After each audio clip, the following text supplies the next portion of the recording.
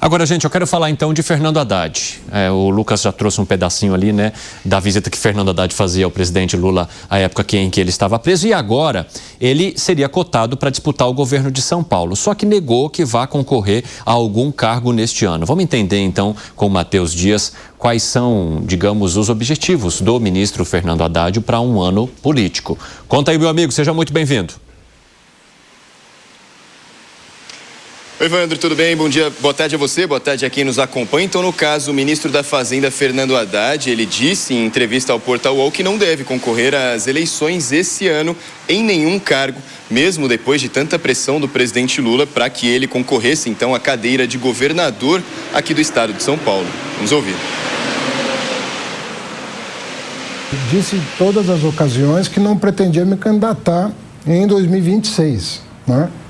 Isso vale para qualquer cargo, né? Nós não concluímos nada nessa primeira conversa.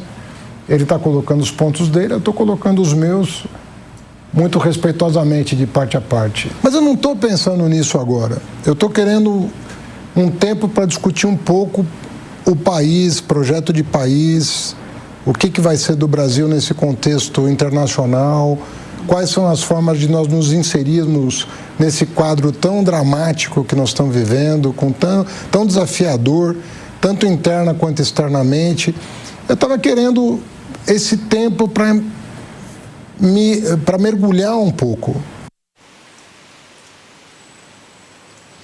Pois é, Evandro, esses questionamentos então feitos a Fernando Haddad foi por conta das últimas semanas em que se tornou pauta a possível candidatura dele ao Senado e também não descartada a possível candidatura dele ao governo aqui do estado de São Paulo, mas Haddad disse que conversa com o Lula de maneira muito pessoal, que eles têm uma relação pessoal muito acima da relação política, que essa conversa é muito franca entre eles, e disse que desde que saiu, né, do comando da capital paulista, quando era prefeito de São Paulo, ele já foi à frente de cargos ministeriais por muito tempo. Foi ministro da Educação durante 7 anos, agora mais 3 anos sendo ministro da Fazenda, e enxerga que talvez agora seja o momento de recalcular a rota, mas nada disso foi confirmado como certo ainda pelo ministro da Fazenda. Ele disse que as conversas com o presidente Lula continuam em andamento, viu, Evandro?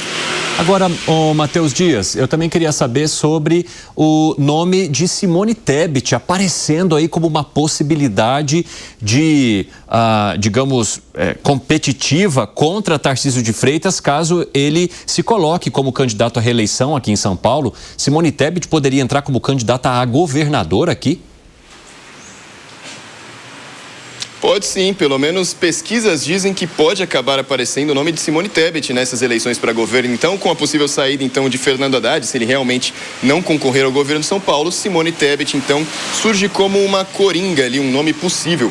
Isso porque uma pesquisa realizada pelo cientista político Jairo Pimentel, pesquisa essa feita entre os dias 22 e 23 de dezembro do ano passado, entrevistou mais de 1.000 pessoas. A pesquisa tinha uma seguinte pergunta, 2 perguntas aliás. A primeira, em quem a pessoa votaria ali para governo de São Paulo, e a segunda pergunta é se o eleitor sabia que São Paulo nunca teve uma governadora mulher em toda a história aqui do estado de São Paulo. E o resultado dessa pesquisa foi interessante porque 40% dos entrevistados disseram que não sabiam que o estado de São Paulo nunca foi governado por uma mulher. E o resultado dessa pesquisa fez com que parte desses 40%, inclusive, invertessem o voto. Parte das pessoas que votariam em Tarcísio passariam a votar em Simone Tebet. Isso poderia dar alguma vantagem, então, em relação a essa disputa, fazendo com que o nome de Simone Tebet fosse acima das pesquisas, até que o nome de Haddad ou de Geraldo Alckmin, por exemplo.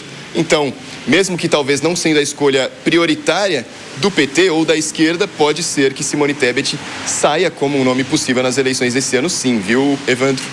Muito obrigado pelas informações, Matheus Dias. Ô Lucas, você entende que Simone Tebet teria essa força política para um cargo como esse do governo de São Paulo contra um nome que está tão bem aceito ao longo dessa gestão que é Tarcísio de Freitas? Não. Inclusive, eu acho que faltou a pesquisa perguntar para o eleitor se eles sabem quem é a Simone Tebet, né?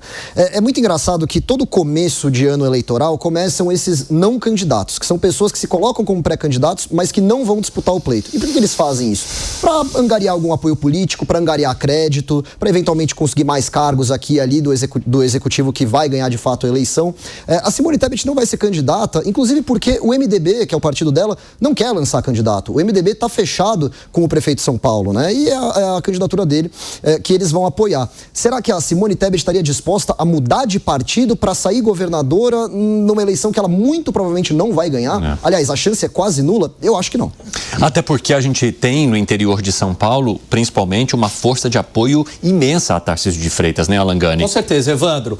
Você sabe que talvez a função da Simone Tebet, pegando aí uma carona no comentário do Lucas, é o seguinte, o presidente, ele precisa de alguém para ir para o sacrifício. Ele sabe que essa eleição em São Paulo é muito complicada, que é uma eleição para perder. Ele não pode queimar o Haddad. O Haddad é alguém que ele pode ser escalado numa outra posição, Senado, e aí ele tem chances reais de ganhar, né? Agora, para governador, você vai perder o Haddad. Então, para que eu vou queimar o Haddad? Então, eu vou pegar uma figura como a Simone Tebet, que é ministra hoje, e eu já sei que ela vai perder. Em troca, caso o PT leve, né, novamente a presidência, a Simone Tebet poderia entrar novamente no governo. Poderia ser algum tipo de pacto para ela aceitar. Mas essa é a grande dificuldade.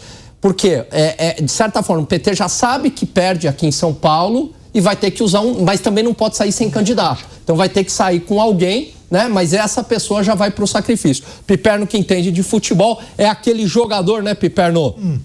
Que já entra em campo indo para o sacrifício. Não vai brilhar, vai tomar canelada e vai perder, mas é útil para o time. Piperno, você concorda com a Alan Gani nessa análise de que Haddad toma a decisão correta ao não concorrer a nada, então, em 2026, muito menos ao governo de São Paulo, exatamente porque poderia ser uma derrota bastante dura para um nome forte dos quadros do PT como ele?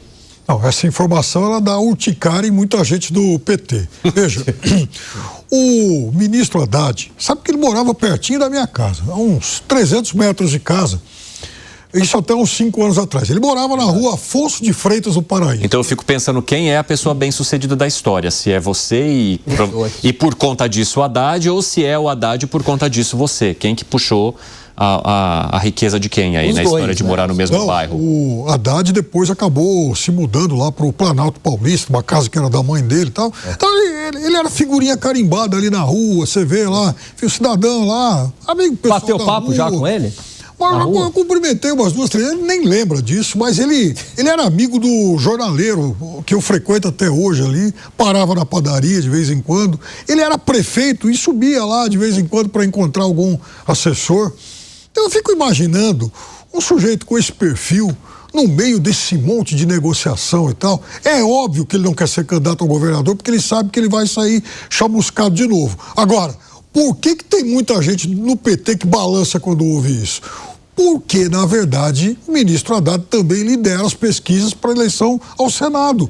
E quando ele fala, eu também não quero o Senado, não quero nada agora, o PT fica naquela, bom, mas...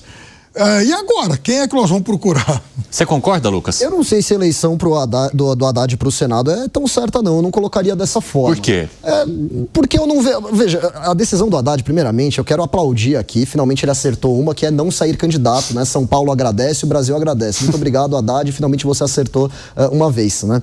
Agora, o Haddad, vamos lembrar, em 2016, ele foi humilhado eleitoralmente aqui em São Paulo. Ele concorreu para a reeleição e ele perdeu em todas as zonas eleitorais. Todas. Na época foi o João Dória, né, que ganhou, que levou no primeiro turno aquela eleição. E desde então, o Haddad ele foi perdendo apoio. Ele teve até bastante voto, sim, na eleição de 2018, muito por conta do presidente Lula, que não pôde concorrer naquelas eleições, afinal ele estava preso naquela época, né?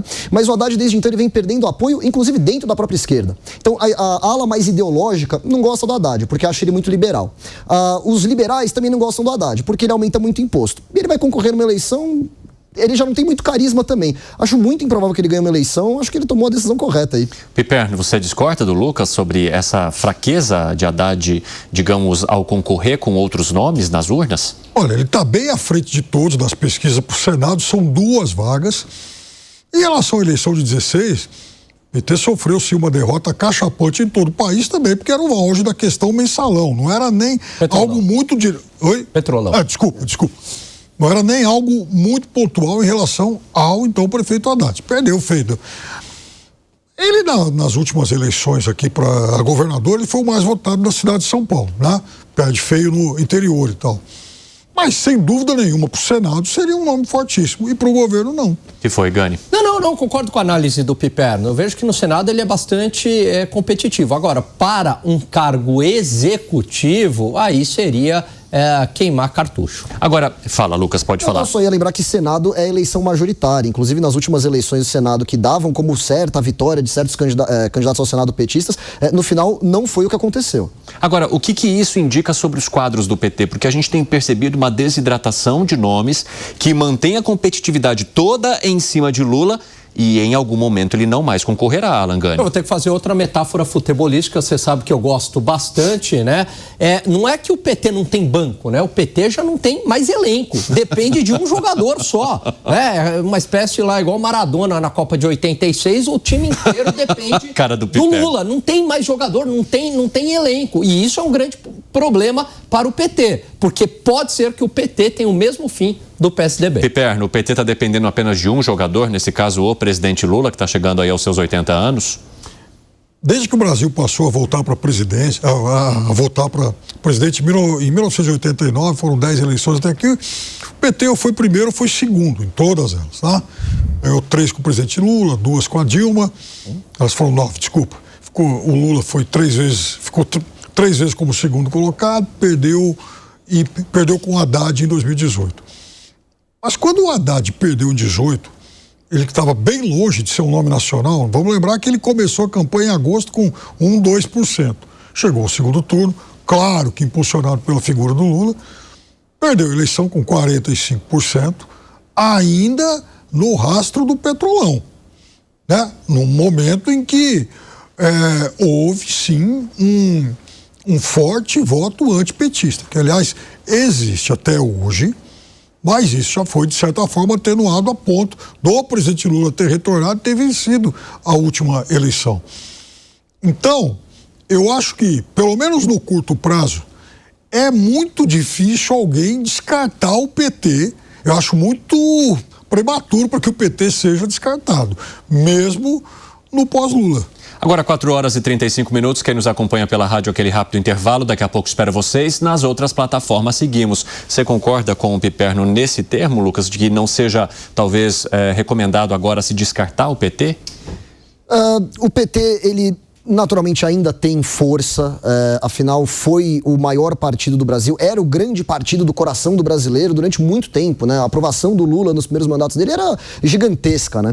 Agora, a gente não pode ignorar que a dificuldade gigantesca que o PT está enfrentando para se renovar politicamente, para renovar seus quadros. Aliás, essa dificuldade não é nem do PT, é da esquerda como um todo, né? A esquerda está com uma grandíssima dificuldade de estabelecer uma grande figura, uma grande liderança. E o PT não está apresentando nenhum novo quadro. Aliás, o próprio Lula, inclusive, foi responsável, muitas vezes, isso vale lembrar, de diminuir a figura de outras pessoas de esquerda para que o Lula se firmasse como o único no campo dele. Agora, eu quero só para arrematar esse debate, falar um pouquinho sobre a maneira como o ministro Fernando Haddad sai do ministério, porque ele tentou adotar um posicionamento bastante técnico ao longo de sua gestão e sofreu também com o fogo amigo dentro do próprio partido e de alguns de seus aliados ali no Palácio do Planalto. Depois de todo esse histórico, vocês entendem que Fernando Haddad sai mais forte desse Ministério da Fazenda, Alan Gani? Eu vejo que não. Ele desagrada a esquerda porque, para a esquerda, ele adotou uma agenda liberal. Para a esquerda. Então, ele seria o mais à direita dentro da esquerda. E para a direita, o Haddad adotou uma agenda de esquerda, uma agenda desenvolvimentista, keynesiana, etc. Então ele não agradou nenhum dos dois lados. Então eu vejo que ele não sai fortalecido do Ministério da Fazenda. Qual a sua avaliação, Piperno? Eu acho que ele sai como uma figura mais nacional do que entrou. É evidente que... O que significa isso? Mais nacional, de ser mais reconhecido no país todo ao sair do ministério e talvez ter mais competitividade numa disputa nacional também, consequentemente? Sim, e ele vai receber naturalmente mais apoios e mais críticas. Tudo isso que o Alan falou tem muito de verdade, é fato. E tem muita gente do PT que tratou o Haddad com fogo amigo, como também muitas pessoas do outro lado que bombardearam a agenda o tempo todo. Hoje, por exemplo, é capa no jornal Folha de São Paulo, não, aliás, desculpa, ontem, era assim, Lula fará mais concessões do que todos os outros presidentes. Então, fará não, já fez 50 concessões de portos, aeroportos, estradas e tal. Isso, de certa forma, veja, irrita um pouco uma parte desse grupo à esquerda, e a direita, muitas vezes, até propositalmente, não presta muita atenção, não faz muita questão de falar sobre isso. Porque o Lula tem muitos paradoxos. O Lula 3, ele é o governo que mais fez concessões, foi o governo que foi atrás, por exemplo, do acordo União Europeia, Mercosul, mas esse acordo é acordo de Estado, hein, Piper? Não é mérito do Lula esse acordo, é uma coisa de Estado. Mérito de vários presidentes passaram por lá. Começou lá com o Fernando Henrique.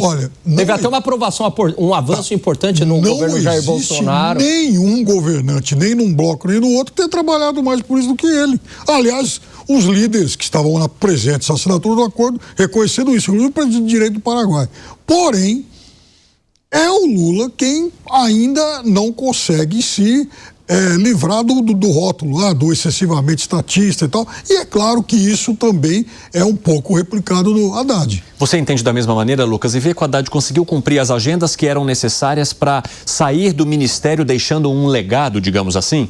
Ele deixou um legado, com certeza, né? Um legado de aumento de impostos, um legado onde o ministro não conseguiu cumprir as suas promessas econômicas, né? Aliás, a solução do Haddad para tudo sempre foi essa. Como que eu vou cobrir os rombos das contas do PT? É simples, eu vou aumentar imposto. Então, ele estava agora se vangloriando. Não, pô, eu desagradei os dois lados, quer dizer que eu tô certo. Não, às vezes você desagrada todo mundo porque você tá errado. Ele estava se vangloriando dizendo que, eu aumentei impostos para bilionários. É uma mentira também. O Haddad, ele aumentou imposto para o que eles chamam de super ricos. Esses super ricos são pessoas que ganham a partir de 600 mil reais por ano, 50 mil reais por mês. Você que está aí ouvindo, você pode até achar, mas isso é muito dinheiro. Veja, no Brasil existem apenas 140 mil pessoas, se não me engano, que ganham esse valor. O Haddad, ao invés de oferecer uma alternativa para que mais pessoas entrem nessa faixa do que eles chamam de super ricos, não. Ele quer taxar, ele quer punir as poucas pessoas que conseguiram dar certo no país. Então, para mim, esse é o legado do Haddad. Acho que o legado do Haddad tem uma outra coisa importante. O quê? Jamais no Brasil, em momento algum, nesses 500 e tantos anos de história do Brasil, tanta gente está deixando de pagar imposto de renda. E a dívida crescente, né? 73% para quase 80% do PIB. Mas então eu quero que... Então, taxa de juros, eu quero, pobre que paga a conta. Então tá bom. Então vamos lá. Então a direita tem que se decidir. Ela vai criticar o aumento do endividamento, que a gente pode discutir muito, ou ela vai continuar negando o que não é verdade, que jamais tanta gente deixou de pagar imposto de renda. Mas peraí, não é bom deixar de pagar imposto de renda. Mas não tem consistência nisso daí não, Piperno.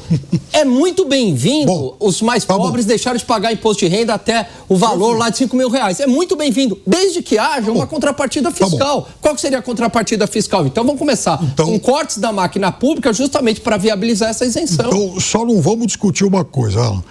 Medida boa, sendo bom ou sendo ruim, só não vamos deixar de considerar uma coisa. Jamais na história do Brasil, tanta gente deixou de pagar imposto de renda de uma vez só. Mas isso acaba sendo um problema também, porque, veja, o Brasil, ele não tem um imposto de renda alto. Se a gente pegar outros países desenvolvidos, o que eles fazem, né? Eles têm imposto de renda alto e o imposto sobre consumo é baixo. Isso é uma discussão já bem clichê na direita brasileira, sempre acusou muito isso, né?